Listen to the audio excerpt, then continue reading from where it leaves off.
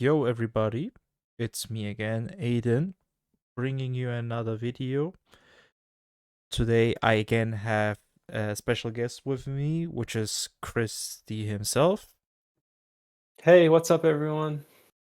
Um, if you didn't know, this is a walkthrough of Ninja Gaiden 3 Razor's Edge on Ultimate Ninja, and we are pretty much going to show you how we pretty much do these things and explain a little bit on the way why we do this and why you should also do it.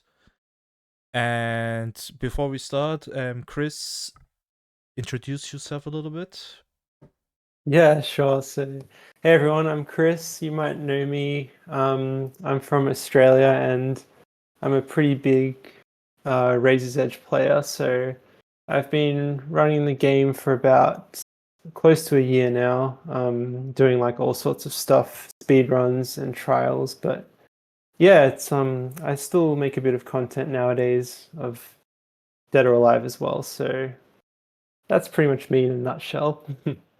If you haven't subscribed to him or know him now, I'll leave a link in the description or click on the right of the video to get to his channel. And you can even leave like on his newest video a comment that you are here from our dual commentary. So I would say without taking much away, we start with the NG3 run. This is day 2, and this will be mine gameplay. We already did the first day of this series. If you haven't seen it, there will be also a link in the description, or you can click on the right of the video to get to it. And this day, especially like in the speed runs, can be very tricky because you face a lot of helicopters and so on. And especially on Ultimate Ninja, this is pretty much like a run killer. Like this can pretty Yeah. much end your run.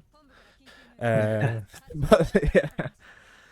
Yeah, definitely. There's probably two fights that you'll see a bit later on.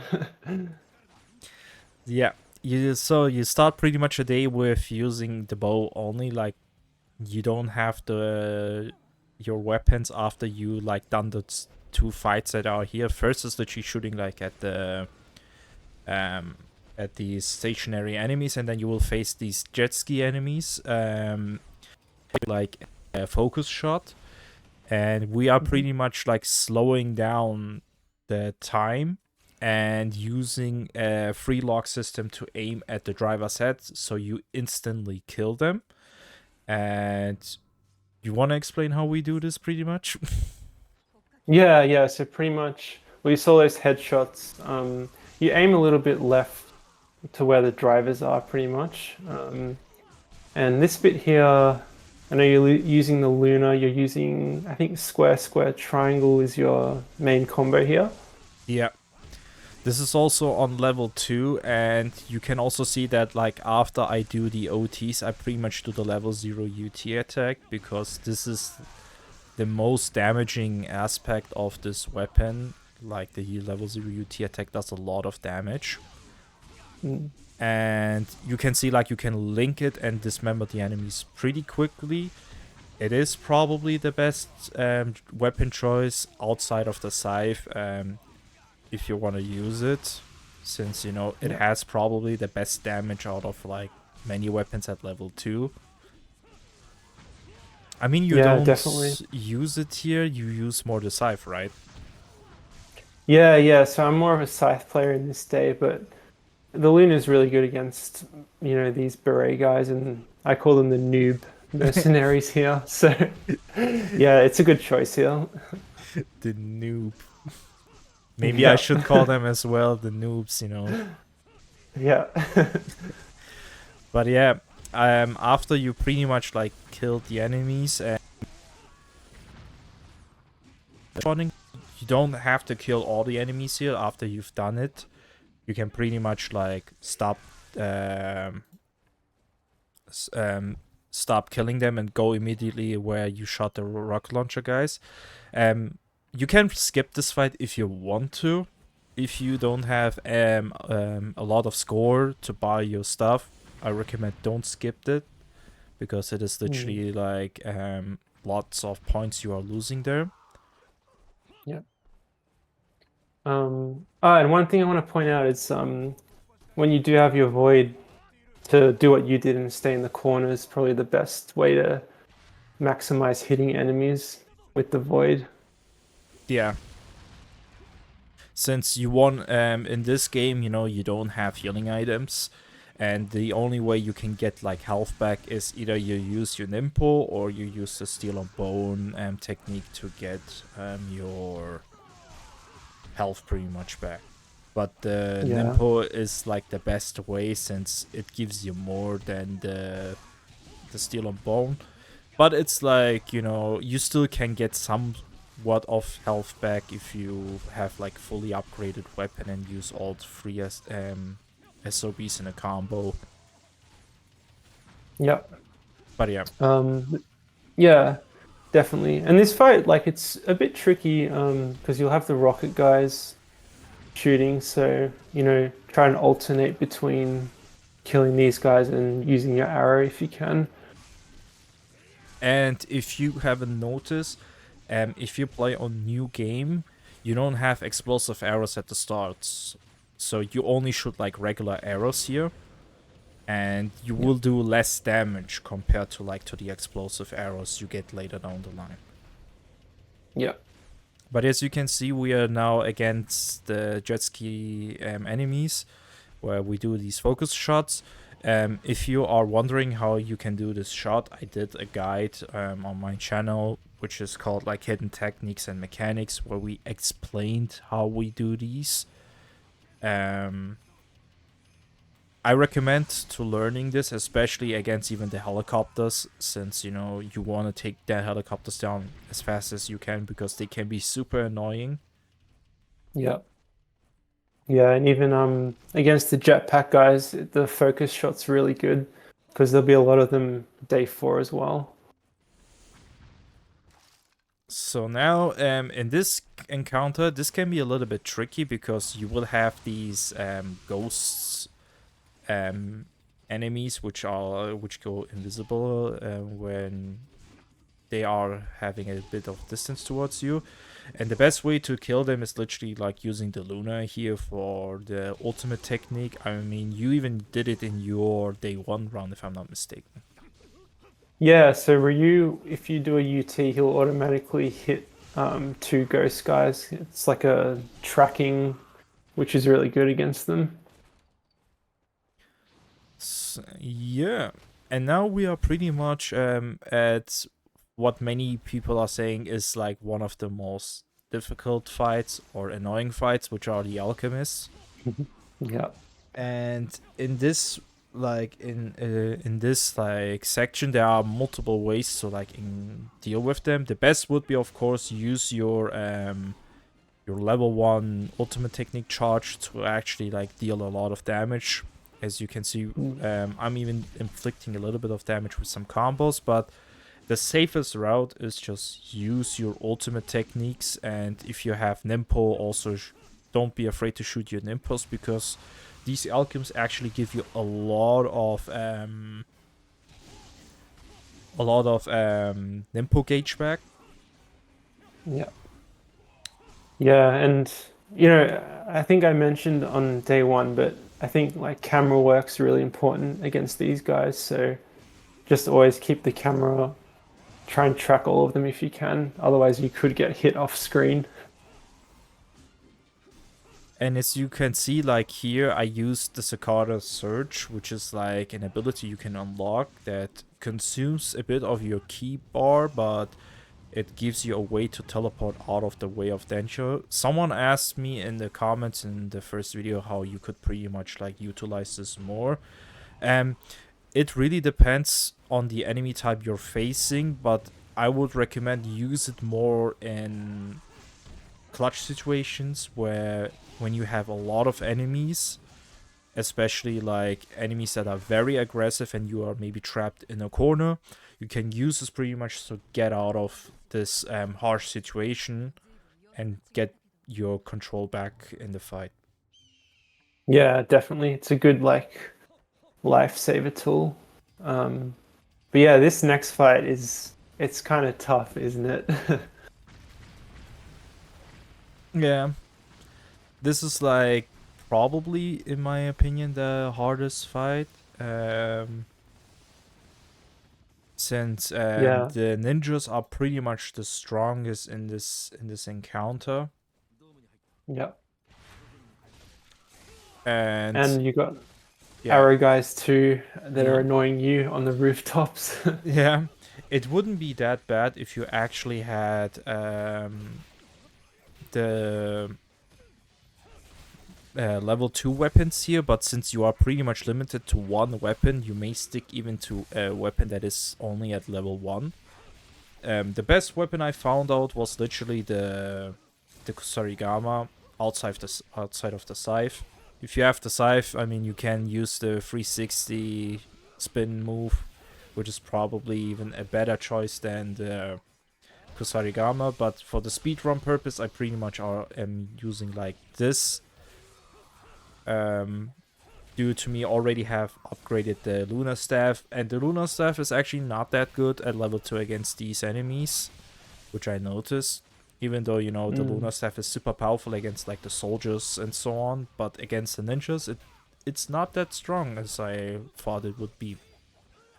Yeah, and these claw ninjas are pretty tanky, so the Kuss is a pretty good weapon. You're doing like a square triangle, looks like mostly.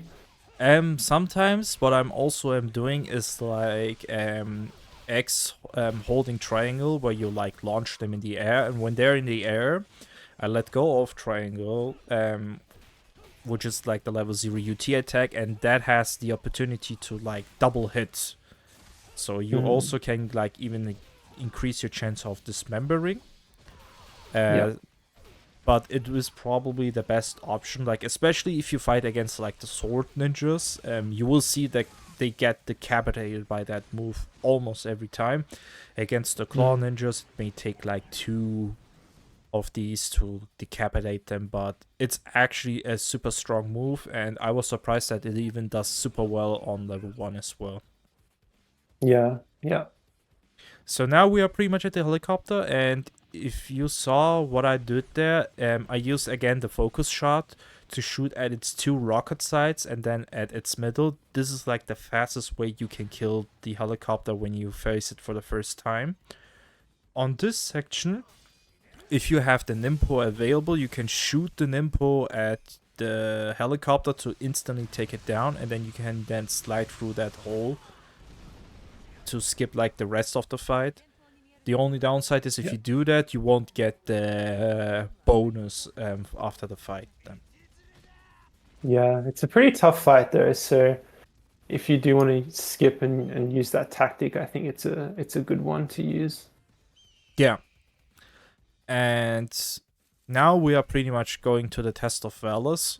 I did this actually like with the weapons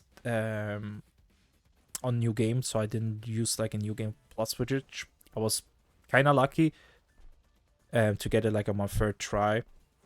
But this is actually like probably the best way you can do it if you are doing this on New Game, which is like use the dual swords, since the dual swords has the best UT in the game, in my opinion, and it has a better extension compared to the dragon sword, since the dragon sword, for example, has a shorter range, and it can happen that sometimes you will miss the next enemy that you wanted to reach, which is a bit more extended in the dual swords part. Yeah, and I think this fight is pretty tough because of the imps, and they can catch you off guard sometimes. So yeah, just watch out when they go on the ground. Yeah, most of the time, if they go on the ground, they will pretty much go after your do the SOB attack. So if you see one of them literally go to the ground, try to keep a distance, and when they are literally like coming towards you, they will actually do the SOB attack maybe like 80% of the time, Yeah. and then just use it to counter them and make sure that, you know, you don't get hit by the process. That can also sometimes happen. Yeah. And these beret guys are pretty annoying, but yeah, Luna is a good strat here you're using. Yeah, it's like these dual knife guys aren't the bad thing. The fiends that are coming later are probably more annoying because they are literally like very dodge happy in this. Yeah. And it can happen that, you know, that they will literally dodge your entire string. And you Yeah, can, definitely. yeah. And you saw again, like, if you have a lot of enemies, try to go to a corner and use your piercing void to hit multiple enemies at the same time. It's way better than use the inferno or the dual the wind blades, since, you know, the gauge is way shorter than the other two, and you also get, I think, more health back with like the piercing void compared to the inferno and so on. Yeah, I think I've never used the other Nimpos, to be honest. I think they're not as good. I think they're pretty much useless in ultimate. Void's your best bet. Yeah, of course, if you play on new game on this at the start, you may maybe use the inferno at the first fight, or not at all. And then at the end, you know, you have to charge that true inferno Nimpo, which is like, Yeah. oh, bro. It looks cool. It looks cool, but the charge rate is so big that it's actually surprising how they went with it. It's like normal inferno, but 2 times pretty much. Yeah, yeah, definitely.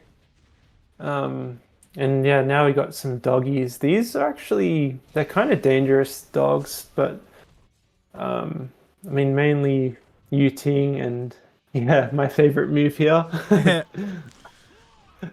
This is like probably the safest way to deal with these dogs, since the issue is they aren't that bad compared to like Ninja Gaiden 2 dogs, since in Ninja Gaiden 2 they are more annoying, I say. These are more fair in this section, but still they can be super annoying due to the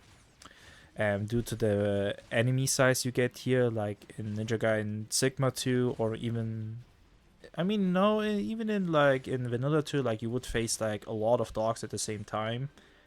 Mm, And they kind of kept it here as well, but they are not that annoying in my eyes compared to like to the Ninja Gaiden 2 dogs. yeah. Um, yeah, you smoked these Reapers pretty quickly. That was good. Yeah. Um, they will spawn after you killed some dogs, and you could pretty much like take them out first, but I would recommend just do the dogs first before you take out the Reapers, or I call them the crab fiends. Nice. Since they look literally like the from Ninja Gaiden Black and Ninja Gaiden Sigma a little bit. So Yeah. yeah, at the end you will face a wolf. I try to like have a little bit of variety with the dragon sword, but the thing is, it's only at level 1, and it's not the best weapon choice if you have it on level 1. So Yeah, it's a I bit tough. think here I changed it up to the scythe again, which is like a more safer strat. Yeah. So yeah. Yeah, he's not too bad in this, but if you catch him in an attack and you do an attack at the same time, you'll sort of damage him quite a lot. Yeah. And I think, yeah, like if you want a safer strat, especially like doing this, I recommend try to make it so that when you are doing the spin, don't stand and spam it all the time.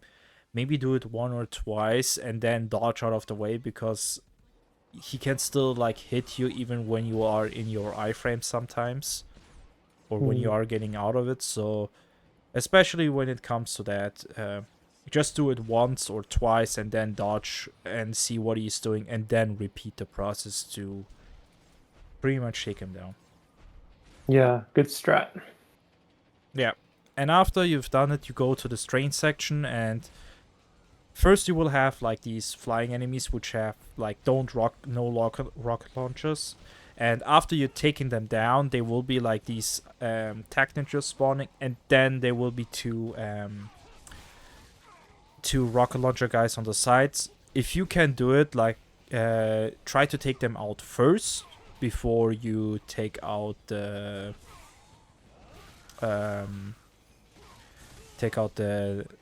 ninjas. If you have a bit struggles with it, wait till they have like a short pause after they shot their rockets, because they will have some pauses between it, and then you can use it to shoot at their jetpacks, so you take them down immediately. Because that's a problem that in like a new game they won't die with an arrow shot directly, so you have to aim at their jetpacks to get them down. Yeah, and I think usually they'll shoot 2 rockets and then they'll do their pause. So keep that in mind. Once they shoot their second one, it's a good like time for you to shoot an arrow at them. Yep.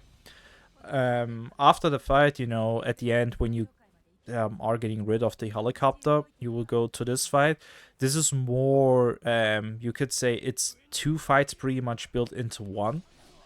Because after that fight, you go like into that hell arena and fight against like the other ones. Yeah. As you can see, again, like if you are like positioning yourself badly, or don't know if you will able to dodge that move, use the Sakata Surge. I tried to show some examples here. I think later down the line you will see an example where I wanted to dodge an attack, but I was kind of slow. And I used the Sakata Surge to literally dodge that SOB attack of that incoming enemy. Yeah, and I think here when the rocket guys spawn, be careful and try to take them out in between killing these guys. So use your bow here if you can.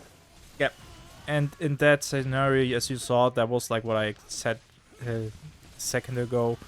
I tried to dodge it, but I couldn't, so I used literally the Sakata Surge to get it out of the way.